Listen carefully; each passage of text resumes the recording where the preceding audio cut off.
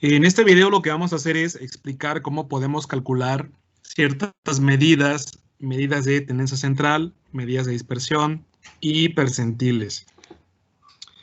Como vimos en el video pasado, una vez que hemos cargado los datos, podemos acceder a ellos y manipularlos. En este caso, recordemos que nuestros datos están ordenados así y podemos notar ahí diferentes tipos de datos, variables y atributos. Vamos a trabajar con la columna de calificaciones. Si nosotros queremos extraer la columna de la base de datos, eso lo podemos conseguir colocando el nombre de la tabla que hemos guardado, posteriormente el nombre de la columna que se llama calif, y lo podemos guardar en una variable. Voy a colocar el mismo nombre, lo voy a asignar aquí. Y entonces nosotros estaríamos en posibilidades de operar con esa columna. Bueno, no voy a trabajar específicamente con esta columna porque en la tarea del curso utilizamos esta base de datos, pero voy a simular algunos datos con distribución binomial y va a ser algo muy similar.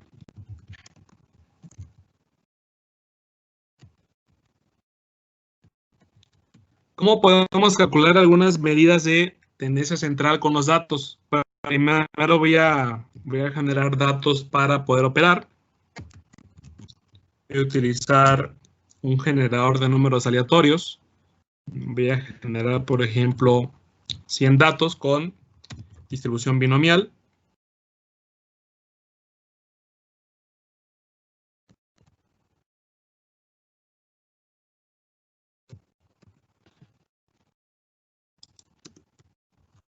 Esto que estoy haciendo es similar a la columna de calificaciones que tienen en su base de datos. Entonces ahí está. Esos son los datos con los que voy a trabajar. Si se dan cuenta, el dato es de tipo variable y es de tipo también variable discreta, ¿no? ¿Por qué? Porque se trata de datos enteros que varían de 0 a 10.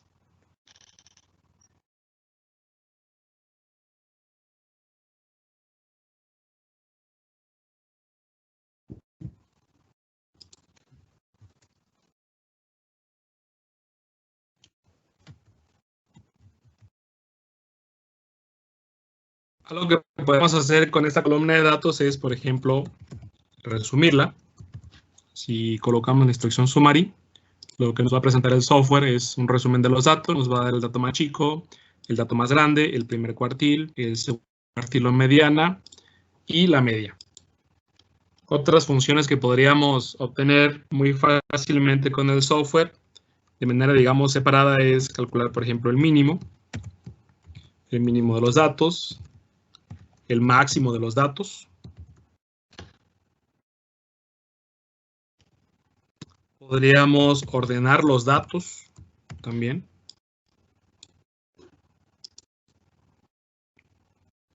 Los ordena de menor a mayor. Y finalmente las medidas. Por ejemplo, ¿cómo calculamos una media? Simplemente escribimos min, se lo aplicamos a los datos y nos va a calcular el software la media. Si queremos, por ejemplo, la mediana, escribimos median y se lo aplicamos a los datos. Si queremos calcular la moda total, pues esa función no la trae el software precargada, pero podemos crear la función moda. La moda no la trae como tal el software. Antes de construir la función moda,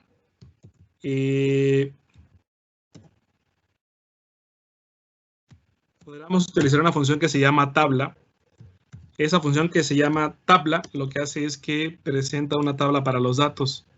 Te va a indicar en un renglón cada uno de los distintos datos y además nos va a indicar cuál es la frecuencia asociada a cada uno de estos. Ahí está, ¿no? Entonces, por ejemplo, el 1 se repite 6 veces, el 2 se repite 17 veces, el 3 16 veces, y así hasta llegar al último, que es el 8, y se repite 2 veces. ¿Cómo podríamos construir la función moda? Bueno, le voy a llamar moda. Escribo la palabra function, doy la entrada, que va a ser un vector, y posteriormente el cuerpo de la función. En este caso, voy a crear una tabla. Posteriormente,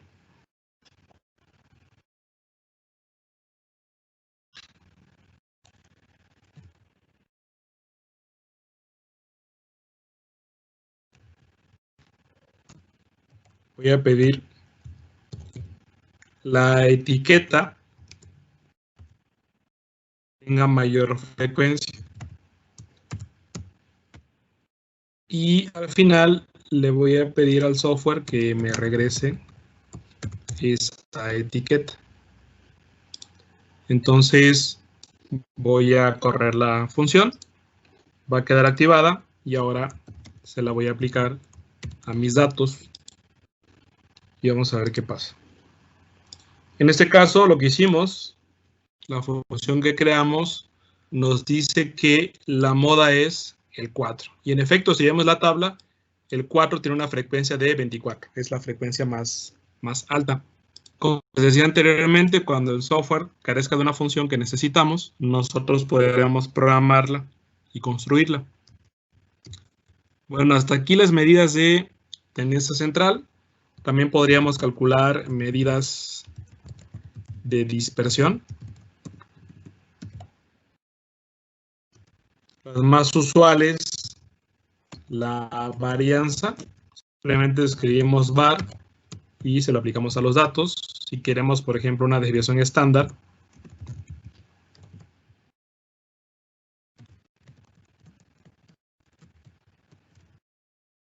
escribimos SD, que es la abreviatura de Standard Deviation. Si queremos el rango, es la diferencia entre el dato más grande y el dato más chico. Entonces, básicamente ahí lo que hice fue construir la fórmula, no como función. Aquí me faltó escribir mínimo de X. Ahí está, ¿no? Me dice que el rango es 7. El software como tal también tiene una función que se llama range. Si ustedes se la aplican, lo que va a hacer es que te va a dar un vector que contiene el mínimo y el máximo.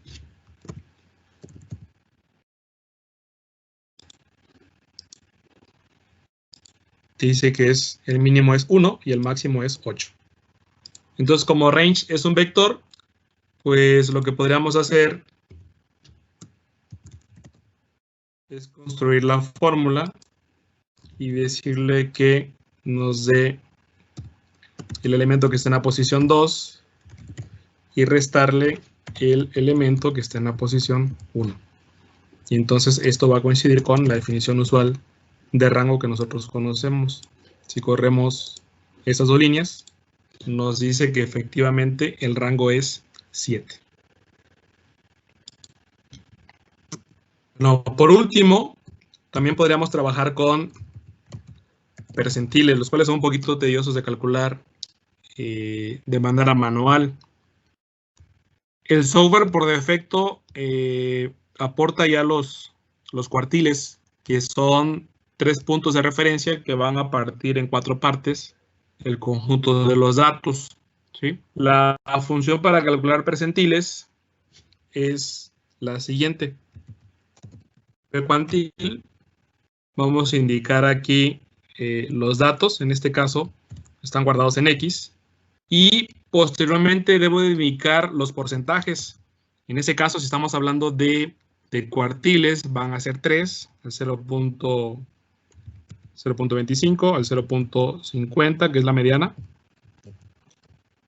y el 0.75. Si nosotros corremos esto,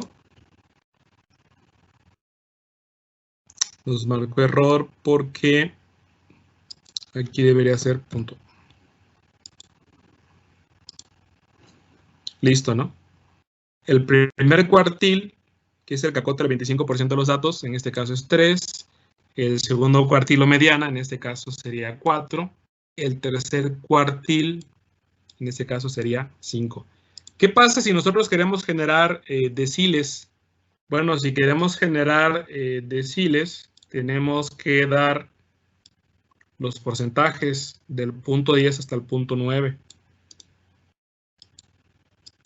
¿Cómo hacemos eso? Bueno, pues aquí voy a construir un vector P, donde van a ir los porcentajes. Va a ser muy fácil de construir. Voy a escribir P y voy a colocar números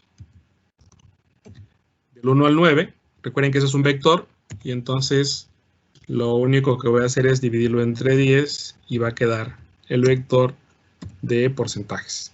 Entonces P va a ser lo mismo que P entre 10. Entonces si corremos esto me va a generar un vector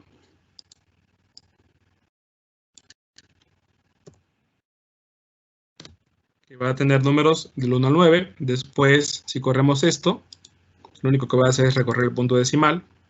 Y entonces P ahora tiene porcentajes de tipo 10%, 20%, hasta 90%. Posteriormente, si yo calculo esta cantidad, me va a dar los deciles. El 10% de los datos es 2 o menos. El 20% de los datos es 2 o menos. El 30% de los datos es 3 o menos. Y así sucesivamente, ¿no?